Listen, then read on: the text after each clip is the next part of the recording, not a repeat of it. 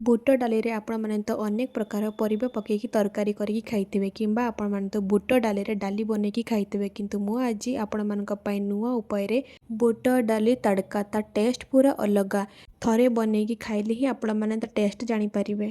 बुट डालीटी आपण माने रुटी भात परोटा पूरी सबुथेरे खाइ परिबे। चलंतु वीडियोटी एठी डेरी न करी वीडियोटी को एठी जे स्टार्ट करबा बुट डाली तड़का।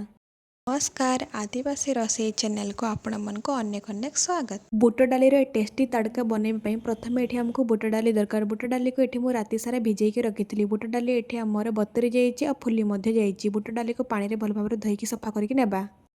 धोई सारला परे एबे बुट डाली को आमे पानी रे छाणी के प्रेशर कुकर रे देई देबा।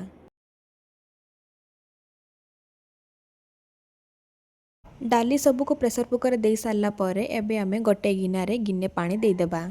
एठी मो गोटे टमाटो नहीं जाऊँगी। टमाटो को मैं एमती 4 कट कर नौ। 4 कट करने द्वारा टमाटोटा आमर जल्दी सीझी थाए। टमाटो को पूरा कट करेंगे नहीं तो हाफ कट करके नेबे।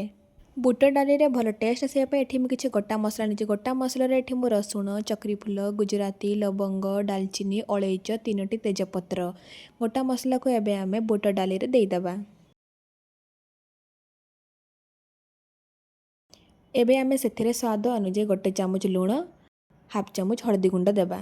एबे आमे प्रेशर कुकर कभर को लगेगी प्रेशर कुकर को आमे गैस उपरे रखिदेबा।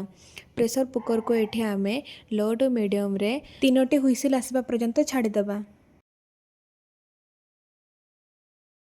प्रेशर कुकर 2टी हुइसिल आसी जाइछि आउ गोटे हुइसिल आसबा पर्यंत छाड़ीदेबा। आउ गोटे हुइसिल मध्ये एठी हमर आसी जाइछि। एबे आमे गैस को ऑफ करके प्रेशर कुकर को पूरा ठंडा हेबा तक छाड़ीदेबा। प्रेशर कुकर पूरा एठी हमर ठंडा हो गलानी। एबे आमे प्रेशर कुकर कभर को काढ़ी देबा। एबे आमे बुट डाली को चेक करिबा बुट डाली हमर सिझिछि कि नहीं। एठी देखंतु बुट डाली हमर पूरा गोटा गोटा होइकी अछि किंतु बुट डाली हमर सिझि जाइछि। तड़का लगाइबा पय हमको एमिति गोटा गोटा बुट डाली दरकार। टमाटो मध्ये एठी हमर सिझि जाइछि। कोढ़ा भले भाबरे गरम होला परे सेथिरे एबे आमे सरिषा तेल देइ देबा। सरिषा तेल भले भाबरे गरम होला परे गोटे चामच जीरा देइ देबा। जीरा को प्रथमे आमे फुटिया पय छाडी देबा। जीरा भल भाव में फुटीगला से आमे 3टी सुखिला लंका देदेबा। लंका को प्रथमे भल भाव भाजी नेबा।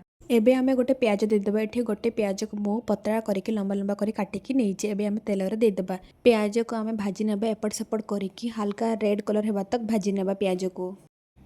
प्याज एठी हमरो हल्का रेड कलर हेकी भाजी हो गलानी। प्याज को आमे एठी बेसी रेड कलर हेबा तक भाजी बने नहीं तो प्याज हमरो पुडा पुडा लागिबो तक हल्का रेड कलर हेबा तक भाजी नेबा। एबे आमे सिझेई के रखिथिबा बुट डाली को देई देबा।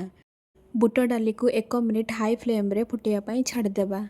बुट डाली रे आपण माने जमा भी पानी देबे नहीं। बुट डाली सिझेला बेले जतिकी पानी देथिले सेतिकी पानी रे ही आपण माने बुट डाली को छिंकीबे। बुट डाली रे पानी देले तरकारी टेस्ट भल आसी न थाई। बुट डाली को आपण माने बहलिया रखबे। बहलिया रखले बुट डाली टेस्ट भल आसी थाई। एठी देखंतु 1 मिनिट हमर बुट डाली भल भाबरे फुटी जाईछि। एबे आमे गैस को ऑफ करि देबा। एठी हमर प्रस्तुत हो जाईछि बुट डाली तड़का। आशा करूछि वीडियोटी आपण समस्त को भल लागथे। वीडियो भल लागथले लाइक कमेंट शेयर सब्सक्राइब करिबेन जमा भी भूलिबेनी। सब्सक्राइब करबा द्वारा मु जा भी वीडियो अपलोड करबी आपण मानक पाखको नोटिफिकेशन जिवो।